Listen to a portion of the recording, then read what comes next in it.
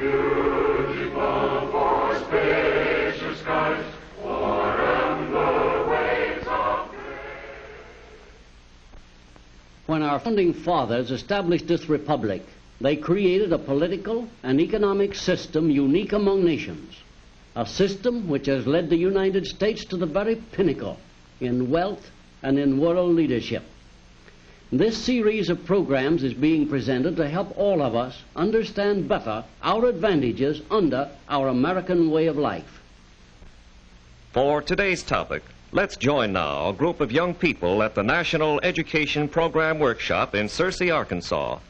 At the classroom lectern is Dr. Clifton L. Gaines, Jr., noted young historian. We're discussing today one of the most precious gifts on earth, American citizenship.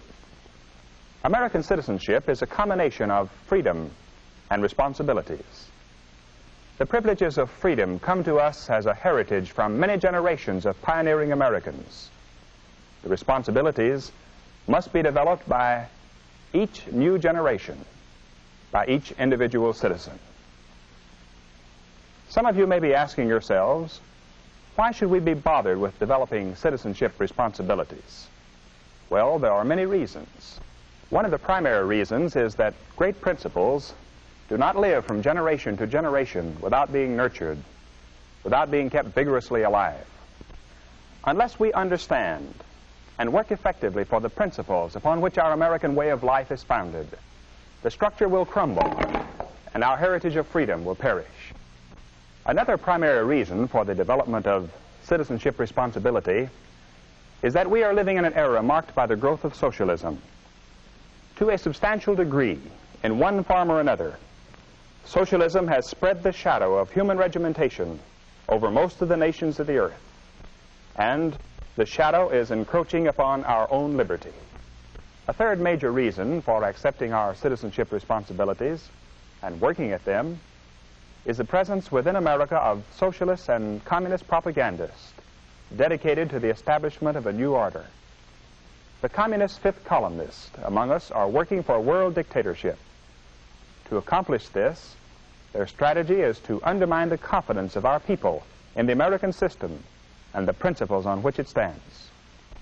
The socialists among us seek to bring about a gradual change in our system by gradually destroying the principle of the private ownership of property and substituting the socialist principle of government ownership. Now let's be practical for a moment. Is the American way of life worth bothering about? That is, with a viewpoint of self-interest. Well, let's see. We know that under the stars and stripes we have more freedom than do civilized people on earth. Our freedom stems from the fact that America is a republic, founded on a constitution, and dedicated to the principle of democracy and the worth of the individual. The people rule. But some philosophers tell us that the way to a man's heart is through his stomach. In other words, food, the material things of life, are dear to the heart. Let's look briefly at the material blessings of America. Our nation, although containing only 6% of the land area and 7% of the population of the world, produces 42% of the world's wealth. We know that the average American in all walks of life has a living standard twice as high as the best in Europe, where socialism is widespread, and from 5 to 10 times better than in the communist countries, such as Russia and China. And if we remember our previous lessons, we know that this economic abundance is possible in America because incentives for progress and the other factors built into our dynamic private enterprise system have enabled us to utilize our resources to the fullest extent. So we do have good sound reasons, both abstractly and in self-interest, for developing citizenship responsibilities towards safeguarding the basic principles of our way of life. But let's put the full challenge in a few words. The world is caught in an era of socialist expansion. Most of the nations are affected, and America is a target. In fact, the #1 target of both the socialist and the communist. If we permit our great system to crumble through the apathy of our citizenship, we shall lose not only our freedom, but our prosperity and our still brighter future. What then must we do as citizens? What are our obligations of citizenship? Number one, to understand the American way of life and what makes it tick. For instance, we should understand that our form of government is a republic, not a pure democracy. And we should clearly understand the difference. Who can tell us the difference in a few words? A pure democracy establishes majority rule with a minority overrun. Yes, it does. On the other hand, our republic is based on a constitution which protects minority rights. In our republic, we have representative government, not sheer majority rule. And isn't its authority divided into three branches, the executive, legislative, and judicial? Yes, it is. And it's important, too, that in our republic, authority is surrounded by an ingenious system of checks and balances that prevents autocratic or dictatorial rule. That is, if we maintain the Constitution as our basic law. Well, that briefly sums up our political structure. What about our economic structure? Our economic system is based on three major principles: private ownership of property, the profit motive, and the competitive open market. Yes, those are the three great pillars. Private ownership diffuses the wealth and economic power over the very widest area, over our whole population, and makes our people independent, masters of their own lives.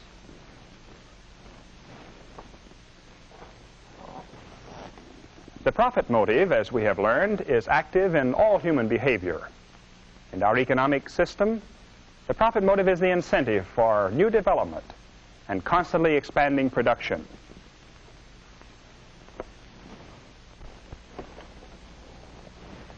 And the open competitive market is where the consumer is king.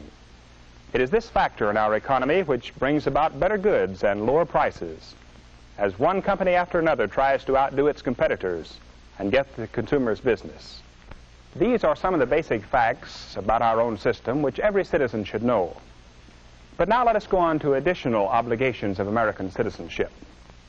Number two, to understand communism, its basic godless philosophy, its goal of world conquest, its insidious tactics, and its cunning strategy.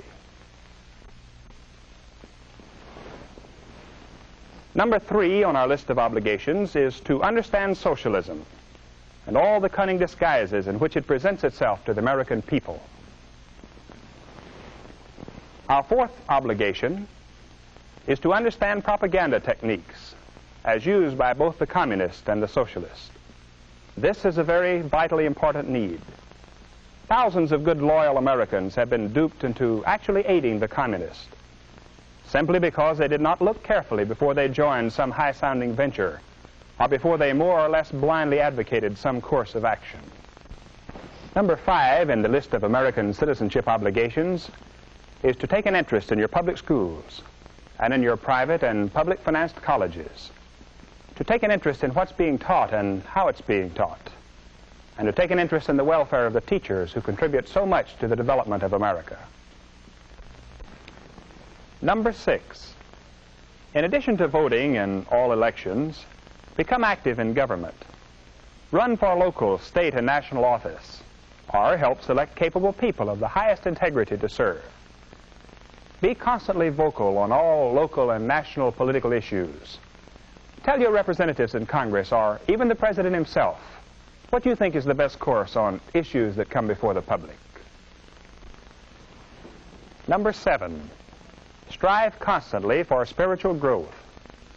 We, as individuals, can push the world along toward mankind's highest destiny if each of us will make the welfare of his fellow man his first concern, and if each of us will apply the principles of God's truth to our political and economic affairs. And lastly, obligation number 8. Dedicate a part of your everyday life to the bringing of these requirements of American citizenship to the attention of fellow students, fellow workers, neighbors, and friends. Is it too much to ask that we fulfill these obligations of citizenship? If we think so, we should read again the history of the founding of this nation and consider the hardships of the people who made possible our freedom. They felt that no challenge was too great if freedom was at stake. That spirit carried them on. It created for us the foundation of our great heritage. We have seen it flare up and burn brightly in every national emergency, on the battlefields and at home. The socialists, the communists, and their followers would like to see the American spirit extinguished. If each of us will rise to the occasion, if every citizen, young and old, will accept the challenge of his citizenship, then the socialists and communists and their followers will not prevail, and America will go on toward the fulfillment of her great world destiny. This concludes the American Adventure Series. Our next series of classes in the American way of life will be announced soon. For now, class dismissed. The American Adventure Series is a production of the National Education Program, Searcy, Arkansas. Dr. George S. Benson, director. Dr. Clifton L. Gaines, Jr. was our instructor. This is a continuing series based on the unique political and economic system which has made America great. Watch for the next presentation of the American Adventure.